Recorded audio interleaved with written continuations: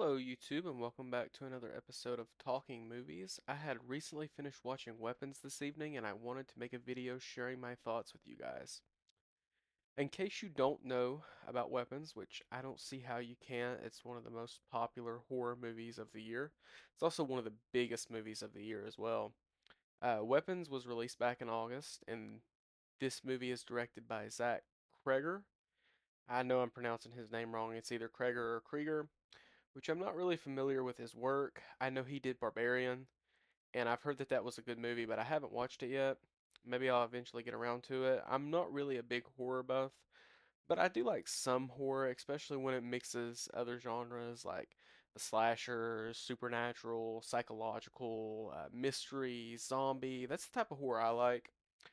Um, I want to introduce you guys to this story because I think the story here is really good, and I think it has like a really good hook. It has a really great premise. But I don't want to spoil too much for you guys. Even though towards the end of this video, when I get on to my gripes about the movie, I probably will have to jump into some spoiler territory just to get my point across. But Weapons is about a group of kids from Miss Gandy's class who just woke up at 2:17 a.m. and mysteriously walked into the dark, never to be seen again. And the movie takes place a week after these events, and it's left up to the residents to figure out the mystery of what's happened with the kids. Basically, that's what it says on the movie poster. That's what I just read off to you. Like I said, really great hook, really good premise. I have some stuff written down here in my notes about what I think this movie does really well. One of the first things that I'd like to talk about with this movie, and this is the first thing that really stuck out to me, was how this movie structures its story. The story is structured episodically, and each character gets a chapter dedicated to them and their perspective of the events of what's happening. Which took me off guard because I figured this movie was just going to have very straightforward storytelling that followed one to two characters trying to figure out what's going on. Like I honestly expected this to be like a more traditional movie. Like I figured this movie was going to be like Julia Gardner and Josh Brolin's character just trying to piece together what happened. But no, there's multiple characters in this film, and it's told in a very non-linear way, and it's very unique whenever movies do that. It's very similar. Think of Pulp Fiction, like how Pulp Fiction had so many characters um, telling this one big story. It's told out of order. It's very non-linear. You can definitely see a lot of influence that Quentin Tarantino's Pulp Fiction has had on this movie. Um, Speaking of its characters, since we're already talking about that, this movie has a bunch of them, and they're all acted and written extremely well.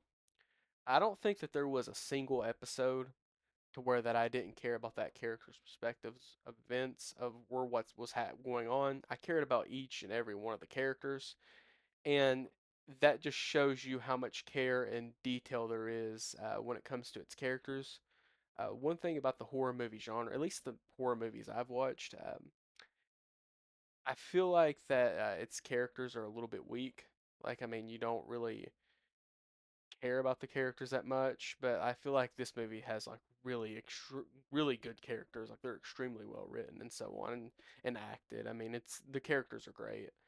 Um, Speaking of like horror, like I expected this movie to be like a full-on like horror movie. Like I figured this movie was going to try to make me feel scared and uncomfortable almost all of the time.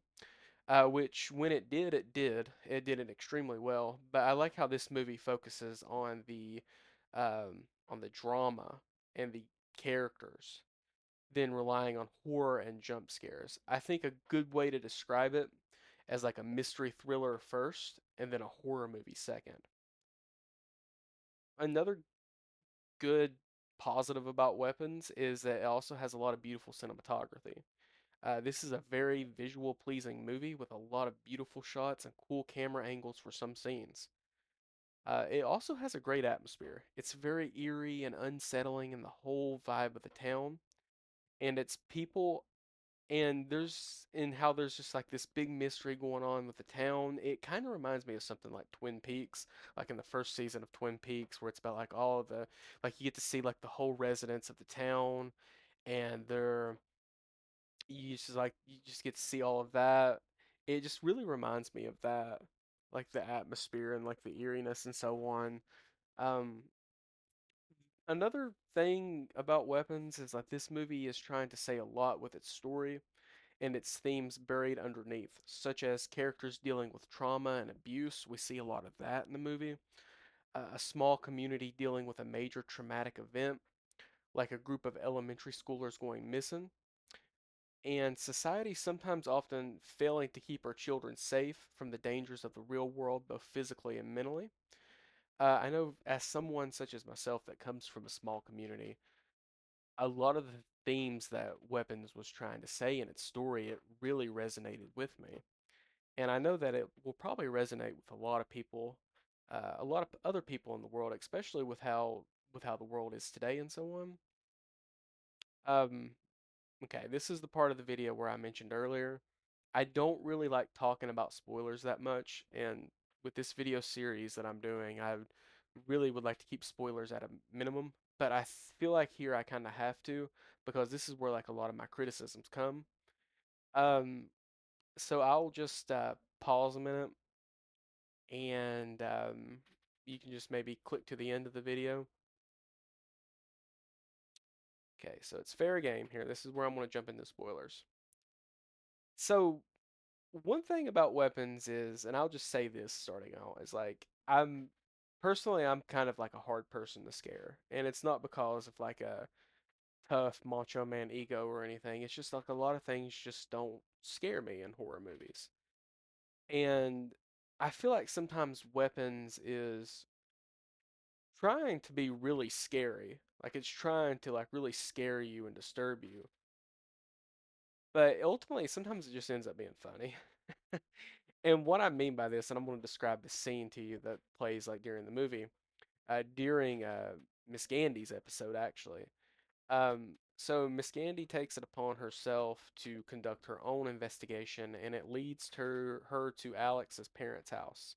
And he is one of the kids that didn't go missing.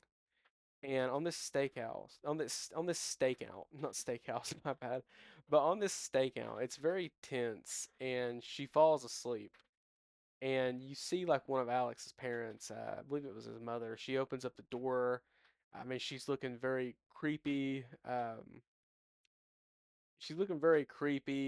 and she's coming out with a pair of scissors.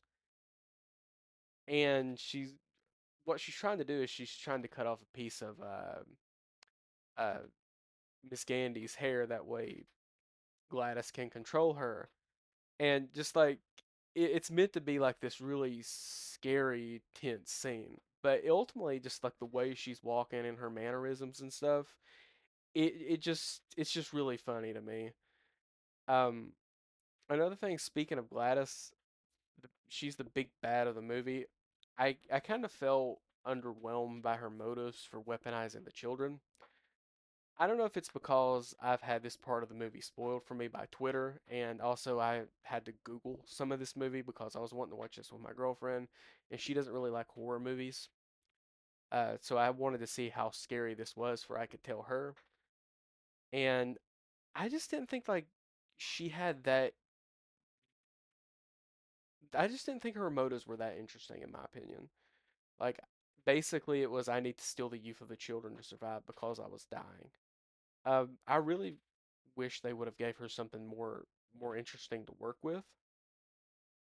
I like the whole movie, like it's like during the build up, like before we even see Gladys, like I'm expecting like uh this really big sinister uh malevolent entity that was behind all this. But it's basically what I just described to you, and like it's kind of a letdown to be honest with you. Maybe they'll expand her character in a TV show or something, or like a sequel. I really would like to see more of this character and like her backstory and like how she uses like this little bonsai tree to like control people. Like, I mean, she had a lot of interesting stuff. I just didn't think like her motives were that interesting. Um, Overall, though, to sum it up, this is a really good movie, and I think everyone should watch it if you haven't already. I don't think I'm going to be doing numbered scores in these videos because I don't see these as reviews, more so just me talking about what I really liked.